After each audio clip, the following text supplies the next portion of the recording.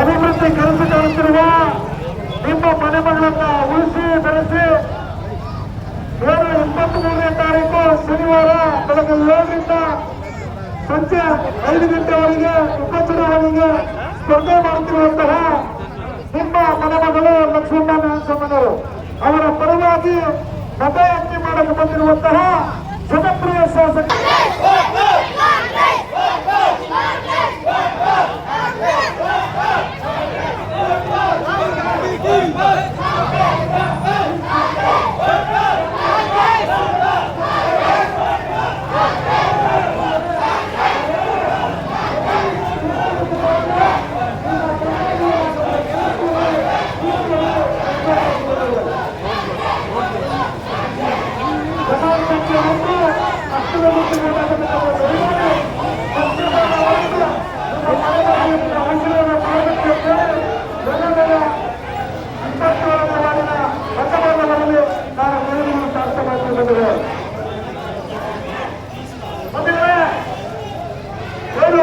ಲಕ್ಷ್ಮಮ್ಮ ನಾಯಕಮ್ಮನವರ ಪರವಾಗಿ ಜನಪ್ರಿಯ ಶಾಸಕರು ನಿಮ್ಮ ಮನೆ ಮಗ ಗೋವಿಂದ ಸುರದಾರ ಮುಂದಿನ ಸಚಿವರು ಡಿ ಶಿವಣ್ಣವರು 27ನೇ ವಾರ್ಡ್ಗೆ ಸಬ್ಗೆ ನಗರಕ್ಕೆ ಬಂದಿದ್ದಾರೆ. ಲಕ್ಷ್ಮಮ್ಮ ನಾಯಕಮ್ಮನವರ ಪರವಾಗಿ ಮತಯಾಚನೆ ಮಾಡಕ್ ಬಂದಿದ್ದಾರೆ. ನಿಮ್ಮ ಮನೆ ಮಗನ ನೀವು ಕೈ ಬಲಪಡಿಸಿದ್ರಿ, ಅದೇ ರೀತಿಯಾಗಿ ನಿಮ್ಮ ಮನೆ ಮಗಳು ಲಕ್ಷ್ಮಮ್ಮ ನಾಯಕಮ್ಮನವರನ್ನ ಕೈ ಬಲಪಡಿಸಿದ್ರಿ.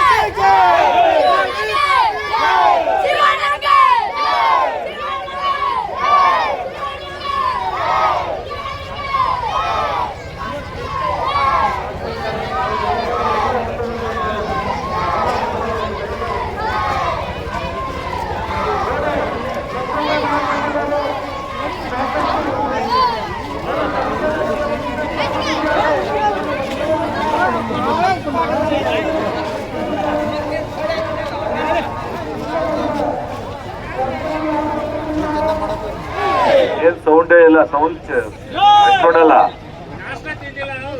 बोलो भारत माता की, बोलो भारत माता की, कांग्रेस पार्टी की, सोनिया गांधी की, राहुल गांधी की, मल्लिकार्जुन खड़गे की, ಸಿದ್ದರಾಮಯ್ಯನವರಿಗೆ, ಡಿ.ಕೆ. ಶಿವಕುಮಾರ್ ಅವರಿಗೆ ಎಲ್ರಿಗೂ ಧನ್ಯವಾದಗಳು. ಬಂಧುಗಳೇ,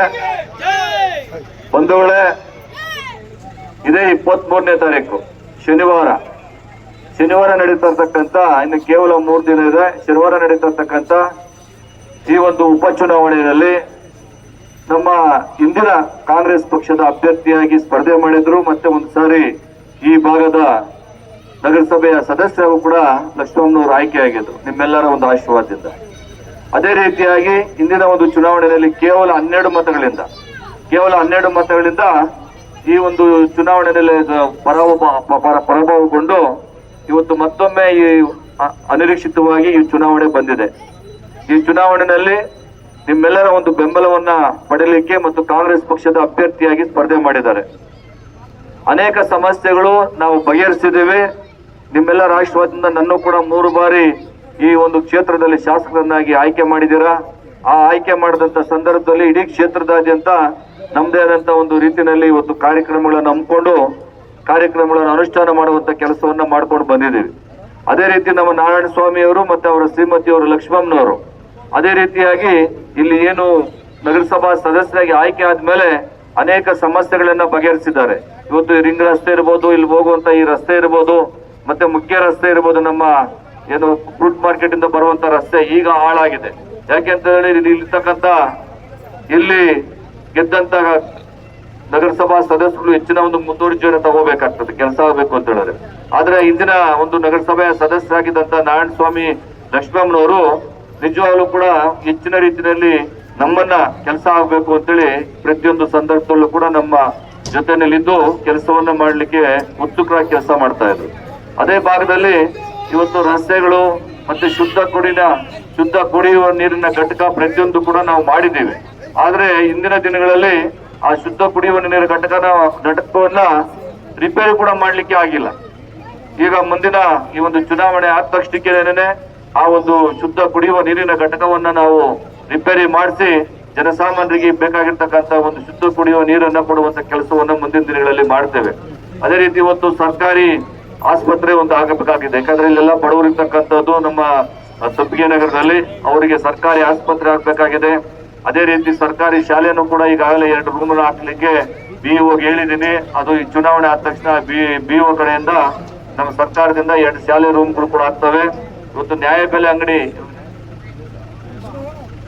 ಏನಿಂತೊಂದು ದೊಡ್ಡವರಿಗೆ ನ್ಯಾಯಬೆಲೆ ಅಂಗಡಿ ಇಲ್ಲ ಅಂತ ಹೇಳಿದ್ರೆ ಇಷ್ಟು ದಿವಸ ಏನ್ ಮಾಡ್ಕೊಂಡಿದ್ರಿ ಗೊತ್ತಿಲ್ಲ ನನಗೆ. ನ್ಯಾಯಬೆಲೆ ಅಂಗಡಿನೂ ಕೂಡ ಮುಂದಿನ ದಿನಗಳಲ್ಲಿ ನಾನು ಇವತ್ತು ಏನೇನು ಹೇಳ್ತಾ ಇದ್ದೀನಿ ಅದೆಲ್ಲಾನು ಕೂಡ ನೀವು ಚುನಾವಣೆಯಲ್ಲಿ ಗೆದ್ದ ತಕ್ಷಣ ಪ್ರತಿಯೊಂದು ಕೂಡ ಅದು ಆಗ್ಬೇಕು. ಅದಕ್ಕೆ ನನ್ನನ್ನ ಯಾವುದೇ ಕಾರಣಕ್ಕೂ ಒಂದು ನಿಮಿಷ ಬಿಡ್ತಾರೆ ಕೆಲಸವನ್ನ ತಗೋಬೇಕು. ಅದೇ ರೀತಿಯಾಗಿ ಊರಿಗೆ ಕಾವೇರಿ ನೀರು ಈಗಾಗಲೇ ಸುಮಾರು 2017ರಲ್ಲಿ ನಾವು ಪೂಜೆ ಮಾಡಿ ಸಮ್ ಟ್ಯಾಂಕ್ಗಳನ್ನ ಇವತ್ತು ಆಲ್ರೆಡಿ ರೆಡಿ ಆಗಿದೆ. ಪೈಪ್ಲೈನು ಕೇವಲ ಒಂದು 4 ಕೋಟಿ ರೂಪಾಯಿ ಪೈಪ್ಲೈನ್ ಕೆಲಸ ಮಾಡಿದ್ರೆ ಇವತ್ತು ಹೆಬ್ಬಗೋಡಿಗೆ ಒಂದು ದಿನ, ಗೊಲ್ಲಳ್ಳಿಗೆ ಒಂದಿನ, ವಿವೀರ್ಸಂದ್ರಕ್ಕೆ ಒಂದಿನ, ಮತ್ತೆ ಇಲ್ಲಿ ಕಂಸಂದ್ರ ರಚ್ಚೆ ಹತ್ರ ವಸುಂಧರಾ ಲೇಔಟ್ ಹತ್ರ ಈಗಾಗಲೇ ಸಮ್ ಆಗಿದೆ. ಅದು ಕೂಡ ಈ ಭಾಗಕ್ಕೆ ಕಾವೇರಿ ನೀರು ಕೂಡ ಬರ್ತಾ ಇದೆ.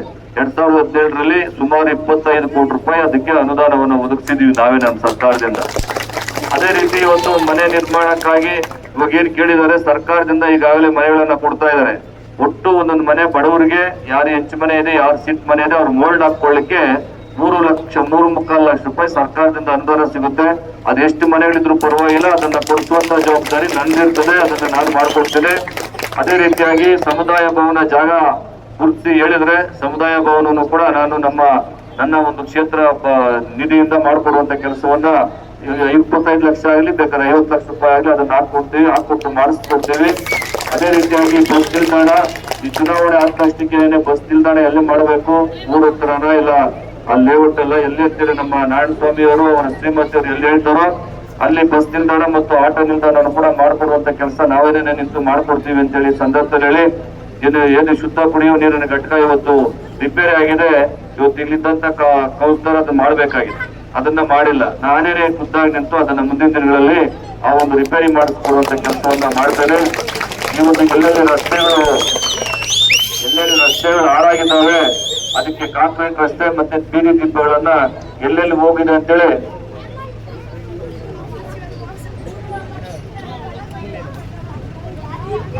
ಕಾಂಕ್ರೀಟ್ ರಸ್ತೆ ಮತ್ತು ಬೀದಿ ದೀಪಗಳನ್ನ ಚುನಾವಣೆ ಆದ ತಕ್ಷಣಕ್ಕೆ ಎಲ್ಲೆಲ್ಲಿ ಹಾಕ್ಬೇಕು ಅಂತೇಳಿ ನನಗೆ ಪಟ್ಟಿ ಕೊಟ್ರೆ ಅದನ್ನ ಕೂಡಲೇ ಮಾಡಿಕೊಡುವಂತ ಕೆಲಸವನ್ನ ಮಾಡ್ತೇವೆ.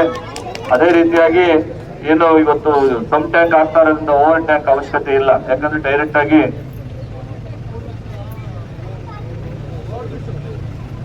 ಒಂದು ಅನುದಾನವನ್ನ ಈಗಾಗಲೇ ಹೋದ್ ಸರಿನೇ ಹಾಕಿದ್ದೀವಿ. ಈ ಚುನಾವಣೆ ಬಂದಿದ್ರಿಂದ ಅದು ಕೆಲಸ ಪ್ರಾರಂಭ ಆಗಿಲ್ಲ. ಮುಖ್ಯ ರಸ್ತೆ ಈ ಚುನಾವಣೆ ಆದ ತಕ್ಷಣಕ್ಕೆ ಅದು ಟೆಂಡರ್ ಎಲ್ಲ ಮುಗಿದಿದೆ, ಕೆಲಸ ಪ್ರಾರಂಭ ಆಗ್ತದೆ. ಈಗಾಗಲೇ ನಾನು ಕಮಿಷನರ್ ಹತ್ರ ಆವಾಗಲೇ ಮಾತಾಡಿದ್ದೀನಿ. ಆಮೇಲೆ ಅದೇ ರೀತಿಯಾಗಿ ಇವತ್ತು ರೇಷನ್ ಕಾರ್ಡ್ ಇಲ್ದೇ ಇರ್ತಕ್ಕಂಥವ್ರಿಗೆ ರೇಷನ್ ಕಾರ್ಡ್ ಕೂಡ ಕೊಡಿಸುವಂತ ಕೆಲಸವನ್ನ ಮಾಡ್ತೀವಿ. ಯಾರಿಗೂ ಹುಡುಗರು ಕೂಡ ಬಡವರಿಗೆ ಅನ್ಯಾಯ ಆಗಬಾರ್ದು.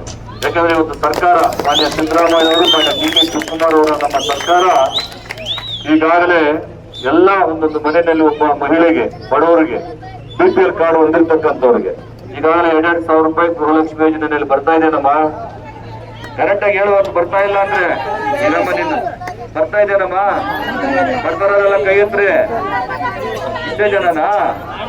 ಎಲ್ಲಾರು 2,000 ರೂಪಾಯಿ ಬರ್ತಾ ಇದ್ದಾರೆ. ಎಲ್ಲಾರ್ಗು ಆಲ್ಮೋಸ್ಟ್ ಎಲ್ಲರಿಗೂ ಬರ್ತಾ ಇದೆ. ರೇಷನ್ ಕಾರ್ಡ್ ಏನಾದ್ರು ಹೆಚ್ಚು ಕಡಿಮೆ ಇತ್ತು ಅಂದ್ರೆ ಅವ್ರು ಬಂದಿರಲ್ಲ.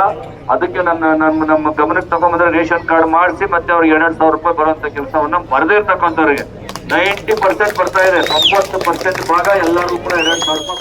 ವಾರ್ಡ್ ನಂಬರ್ 27 ಹೆಬ್ಬಗೋಡಿ ನಗರಸಭೆ ಚುನಾವಣೆ ಉಪಚುನಾವಣೆ ಬಂದಿದೆ.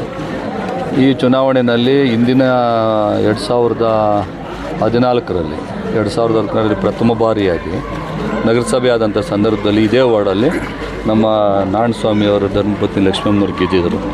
ಇಲ್ಲಿ ಅನೇಕ ರೀತಿಯ ಅಭಿವೃದ್ಧಿ ಕೆಲಸಗಳನ್ನು ಮಾಡಿದರು. ಹೋದ ಸಾರಿ ಕೂಡ ಚುನಾವಣೆ ಆದಂಥ ಸಂದರ್ಭದಲ್ಲಿ ಕೇವಲ 12 ಮತದಲ್ಲಿ 12 ಓಟಲ್ಲಿ ಅವ್ರು ಸೋತಿದ್ದರು. ಈಗ ಇಲ್ಲಿರ್ತಕ್ಕಂಥ ಸಮಸ್ಯೆಗಳನ್ನು ಬಗೆಹರಿಸಿ ಒಂದು ಒಳ್ಳೆಯ ಅಭಿಪ್ರಾಯ ಇದೆ. ಇಲ್ಲಿ ಕೂಡ ಅನೇಕ ಸಮಸ್ಯೆಗಳು ಕೂಡ ಇತ್ತು. ನಮ್ಮ ಅಫಿಷಿಯಲ್ಸ್ ಏರಿಯಾದಲ್ಲಿ ಎಲ್ಲರೂ ಕೂಡ ಹೇಳಿದ್ದಾರೆ. ಆ ಸಮಸ್ಯೆಗಳನ್ನ ಕೂಡ ನಾವು ಬಗೆಹರಿಸ್ತೀವಿ, ನಮಗೊಂದು ಅವಕಾಶ ಕೊಡಿ, ಲಕ್ಷ್ಮಮ್ಮನವ್ರನ್ನ ಗೆಲ್ಲಿಸ್ಕೊಡಿ ಅಂತೇಳಿ ನಾನು ಈಗಾಗಲೇ ಮನವಿ ಮಾಡಿದ್ದೇನೆ. ಮನವಿ ಮಾಡಿದಂಥ ಸಂದರ್ಭದಲ್ಲಿ ಉತ್ತಮವಾದಂಥ ಒಂದು ಪ್ರತಿಕ್ರಿಯೆ ಮತದಾರರಲ್ಲೂ ಕೂಡ ಇದೆ. ಈ ಬಾರಿ ಈ ಸಾರಿ 12 ಓಟಲ್ಲಿ ಏನು ಲಾಸ್ಟ್ ಟೈಮ್ ಸೋತಿದ್ರು, ಈ ಸಾರಿ ಹೆಚ್ಚಿನ ಒಂದು ಬಹುಮತದಿಂದ ಲಕ್ಷ್ಮಮ್ಮನವ್ರು ಗೆಲ್ತಾರೆ ಅನ್ನುವಂಥ ಒಂದು ವಿಶ್ವಾಸ ನನಗೆ. ಒಬ್ಬ ಶಾಸಕರನ್ನ ಮುಟ್ಟಕ್ಕೆ ಕೂಡ ಆಗಲ್ಲ ಯಾರ ಕೈಯಲ್ಲೂ ಕೂಡ. ಸುಮ್ಮನೆ ಏನು ಗೊತ್ತಾ ಇದು ಏನಂತ ಹೇಳಿದ್ರೆ, ಶಾಸಕರೆಲ್ಲೂ ಕೂಡ ಖರೀದಿಗೆ ಹೋಗಿಲ್ಲ. BJPಯವರು ಆ ಒಂದು ಆಶ್ವಾಸನೆಗಳನ್ನು ಕೊಟ್ಟು ಮತ್ತು ನಮಗೇನಾದ್ರು ಕೂಡ ಏನೋ ಬನ್ನಿ ನಾವು ಸರ್ಕಾರ ರಚನೆ ಮಾಡ್ತೀವಿ ಅಂತೇಳಿ ಆಶ್ವಾಸನೆ ಕೊಡ್ತಾ ಇದ್ದಾರೆ ಅಂತೇಳಿ ಕೇಳ್ಪಟ್ಟಿದ್ದೇನೆ. ನಮ್ಮ ಹತ್ರ ಯಾರೂ ಕೂಡ ಬಂದಿಲ್ಲ, ನಮ್ಮ ಹತ್ರ ಕೂಡ ಬರೋಕ್ಕೂ ಕೂಡ ಆಗಲ್ಲ. ಆದರೆ ಅವ್ರು ಯಾರೇ ಏನೇ ಬಂದರೂ ಕೂಡ ಅದರಿಂದ ಉಪಯೋಗ ಆಗಲ್ಲ. ಯಾವ ಶಾಸಕರು ಕೂಡ ಆ ಒಂದು ಮಟ್ಟಕ್ಕೆ ನಮ್ಮ ಕಾಂಗ್ರೆಸ್ ಪಕ್ಷ ಶಾಸಕರು ಹೋಗಲ್ಲ. ಹೆಬ್ಬಗೋಡಿ ನಗರಸಭೆ ಲಕ್ಷ್ಮೀನಾರಾಯಣ ಸ್ವಾಮಿ ಆದ ನಾವು 27ನೇ ವಾರ್ಡಿನಿಂದ ಸ್ಪರ್ಧಿಸಲಿದ್ದೇವೆ. ಎಲ್ಲರೂ ದಯವಿಟ್ಟು ಹೆಚ್ಚಿನ ಮತಗಳನ್ನು ನೀಡಿ ನನ್ನ ಜಯಶೀಲರನ್ನಾಗಿ ಮಾಡುತ್ತೀರೆಂದು ಎಲ್ಲರಲ್ಲಿ ಭರವಸೆ ಇಟ್ಟುಕೊಂಡಿದ್ದೇನೆ. ಎಲ್ಲ ಅಕ್ಕ ತಂಗಿಯರೇ, ಅಣ್ಣ ತಮ್ಮಂದಿರೇ ಎಲ್ಲ ಹೆಚ್ಚಿನ ಮತಗಳನ್ನು ನೀಡಿ ತಮ್ಮ ಹಸ್ತದ ಗುರುತಿಗೆ ಜಯಶೀಲರನ್ನಾಗಿ ಮಾಡಬೇಕೆಂದು ಎಲ್ಲರಲ್ಲಿ ಮನವಿ ಮಾಡಿಕೊಳ್ಳುತ್ತೇನೆ. ಮುಂದಿನ ಅಭಿವೃದ್ಧಿ ಎಲ್ಲ ಅವರು ಹೇಳಿರೋ ಕೆಲಸಗಳೆಲ್ಲ ಮುಂದಿನ ಅಭಿವೃದ್ಧಿಯಲ್ಲಿ ಮಾಡಿ ನಡೆಸಿಕೊಡುತ್ತೇನೆಂದು ಮಾತು ಕೊಟ್ಟಿದ್ದೆ. ಇವತ್ತು ಈ ದಿನ ವಾರ್ಡ್ ನಂಬರ್ 27ನಲ್ಲಿ ಉಪಚುನಾವಣೆ ನಡೆಯುತ್ತಿದ್ದೆ. ನಮ್ಮ ತಾಯಿಯವರಾಗಿರುವಂಥ ಲಕ್ಷ್ಮಮ್ಮ ನಾರಾಯಣಸ್ವಾಮಿ ಅವರು ಸ್ಪರ್ಧಿಸುತ್ತಿದ್ದಾರೆ. ಎಲ್ಲರೂ ಹೆಚ್ಚಿನ ಮತವನ್ನು ನೀಡಿ ಮುಂದಿನ ಫಾರ್ ಫ್ಯೂಚರ್ ಡೆವಲಪ್ಮೆಂಟ್ಗೆ ಎಲ್ಲ ಮತ ನೀಡಿ ಸಹಾಯ ಮಾಡಬೇಕೆಂದು ಕೇಳ್ಕೊಳ್ತೀನಿ. ಸಾಕಷ್ಟು BJP ಕೂಡ ಪ್ರಚಾರ ಮಾಡ್ತಾರೆ, ಎಲ್ಲ ಒಂದು ಕಡೆ ಹಿನ್ನಡೆ ಆಗಲ್ವಾ? ಇಲ್ಲ ಸರ್, ಯಾಕಂದರೆ ನಮ್ಮ MLA ಅವರು ಇರೋದು ನಮ್ಮದೇ, ಸರ್ಕಾರ ಇರೋದು ನಮ್ಮದೇ. ಏನು ಮಾಡಿದ್ರೇನು ಫಂಡಿಂಗ್ MLA ಅವ್ರ ಕಡೆಯಿಂದನೇ ಬರಬೇಕು ಪ್ರತಿಯೊಂದು. ಅದರಿಂದ MLA ಅವರು ಹೆಚ್ಚಾಗಿ ಅನುದಾನ ತಂದು ನಮ್ಮ ಗ್ರಾಮದ ಮೇಲೆ ಏನು ಅವ್ರು ತುಂಬ ಒಲವಿದೆ. ಏನಂದರೆ ತುಂಬ ಬಡ ಜನರು ಇರೋದು ಅಂತ ಗ್ರಾಮದಲ್ಲಿ 2.5 ವರ್ಷದಿಂದ ಏನಿದ್ದಾರೆ ಇವತ್ತಿಗೆ BJP ಕೌನ್ಸಿಲರ್ ಏನಿದ್ರು ಅವರು ಒಂದು ಕೆಲಸ ಮಾಡಿಲ್ಲ. ಏನು ನಮ್ಮ MLA ಅವ್ರ ಫಂಡಿಂಗ್ ಏನೇನು ರಿಲೀಸ್ ಮಾಡಿದ್ರು ಅದ್ರ ಮುಂದೆ ಹೋಗೋದು, ಸುಮ್ಮನೆ ಲೈವ್ ಬರೋದು, 2 ಫೋಟೋಗಳಿಗೆ ಪೋಸ್ಟ್ ಕೊಡೋದೇ ಆಯಿತು. ಅದು ಬಿಟ್ಟು ಅವರು ಏನು ಕಾರ್ಯಕ್ರಮಗಳು ಮಾಡಿಲ್ಲ. 5 ವರ್ಷ ನಾವು ಏನು ಡೆವಲಪ್ಮೆಂಟ್ ಮಾಡಿದ್ವು ಅದೇ ಮಾಡಿರೋದು. ಮತ್ತು ಅವ್ರಿಂದ ಸಾಕಷ್ಟು ಅಭಿವೃದ್ಧಿ ಕೆಲಸ ಮಾಡ್ತೀನಿ ಅಂತ ಮಾಡಿದ್ದೀನಿ ಹೇಳ್ತಾ ಇದ್ದಾರೆ. ಯಾವುದು ತೋರಿಸಿ ಸರ್, ಅವ್ರಿಗೆ ತೋರಿಸೋದಕ್ಕೆ ಹೇಳಿ ಏನು ಮಾಡಿಸಿದ್ದಾರೆ ಹೆಂಗೆ ಅಂದ್ಬಿಟ್ಟು. ಏನಂದರೆ ಎಲ್ಲರಿಗೂ ಊರವ್ರಿಗೆಲ್ಲ ಸಮಸ್ಯೆ ಉಟ್ಕೊಂಡು ಓಡಾಡ್ಕೊಂಡಿರೋದು ಅದೇ ಅಷ್ಟೇ ಸರ್. ಅವರ ಅಭಿವೃದ್ಧಿ ಮಾಡಿಲ್ಲ, ಯಾವುದು ಏನೂ ಇಲ್ಲ ಸರ್. ಯಾವುದಾದ್ರು ತೋರಿಸ್ಲಿ. ಅದೇ MLA ಅವರು ಸ್ಪೆಷಲ್ ಅನುದಾನದಿಂದ ಬಂದಿರೋ ರೋಡ್ಗಳೇ ಇವತ್ತಿಗೂ ಪ್ರೆಸೆಂಟ್ 2 ವರ್ಷ ಟರ್ಮಲ್ಲಿ ಅದು ಆಗಿರೋದು.